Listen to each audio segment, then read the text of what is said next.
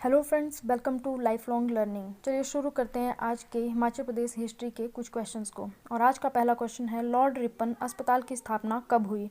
और इसका right answer है 1882 में। इसकी नींव रखी थी लॉर्ड रिपन ने 1882 में, पर इसका जो उद्घाटन किया वो 1885 में लॉर्ड डफरिन ने किया। और बाद में 1990 में इस हॉस्पिटल का नाम चेंज करके दीनदयाल अस्पताल रख दिया गया। हमारा क्वेश्चन नंबर 2 है, ए.ओ. ह्यूम का शिमला प्रवास कब हुआ? और इसका राइट आंसर है 1883 में। और ये रोथ्रिक कैसल में रुके हुए थे। और 1883 में रोथ्रिक कैसल में ही इनको कांग्रेस की स्थापना का विचार आया। और जैसा कि आपको पता है कि 28 दिसंबर 1885 को कांग्रेस पार्टी बनी थी या एस्टेब्लिश्ड हुई थी। हमारा क्वेश्चन नंबर 3 है, अन्ना डेल मैदान पर डूरंड कप की शुरुआत कब हुई? और इसका राइट आंसर है 1888 में। हमने पहले पढ़ा था कि अन्ना डेल मैदान पर फन फेयर की शुरुआत हुई थी 1832 में, और अन्ना डेल मैदान पर ही डूरंड कप की शुरुआत हुई 1888 में।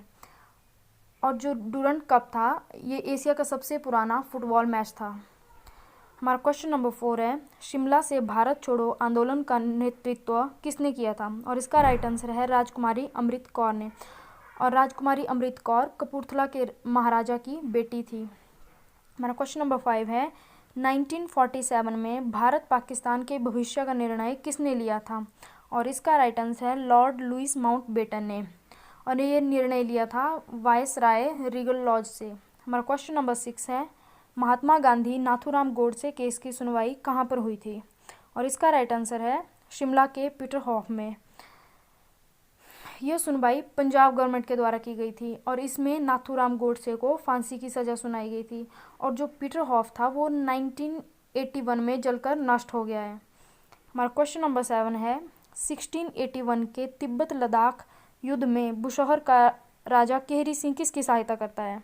और इसका राइट आंसर है तिब्बत की। और इसके बदले में जो तिब्बत का राजा होता है वो केहरी सिंह को हांगरांग की घाटी उपहार में देता है, यानी कि गिफ्ट करता है उसको।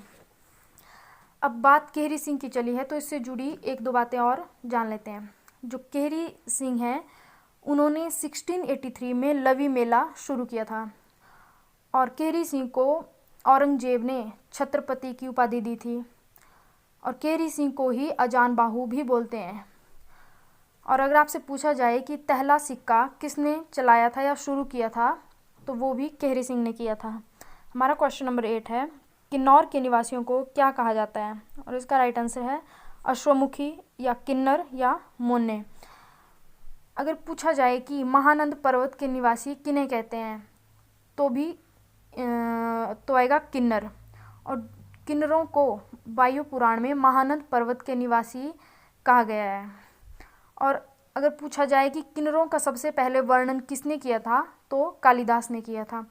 जो तिब्बती लोग होते हैं वो किन्नौर के लोगों को खुन्नू बुलाते हैं, और जो लद्दाख के लोग होते हैं वो बुलाते हैं मोन्ने। हमारा क्वेश्चन नंबर 9 है, रोहतांग दर्रे को पार करने वाला पहला यूरोपियन कौन था? और इसका राइट आंसर है विलियम मूर क्राफ्ट। हमारा क्वेश्चन नंबर 10 है, कुल्लूत रियासत का संस्थापक कौन था? और इसका राइट आंसर है बिहंगमणि पाल।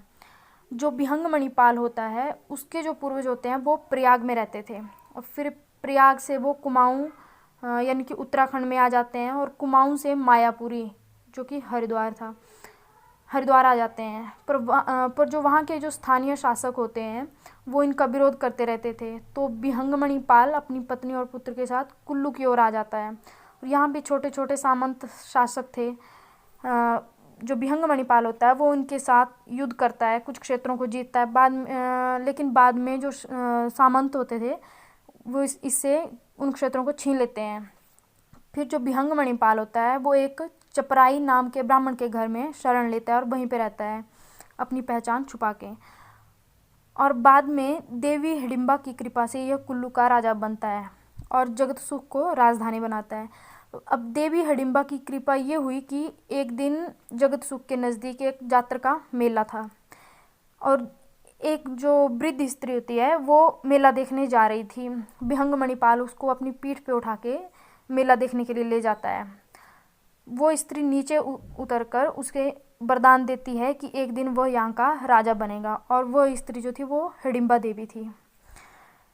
फ्रेंड्स वीडियो को लाइक करें, शेयर करें और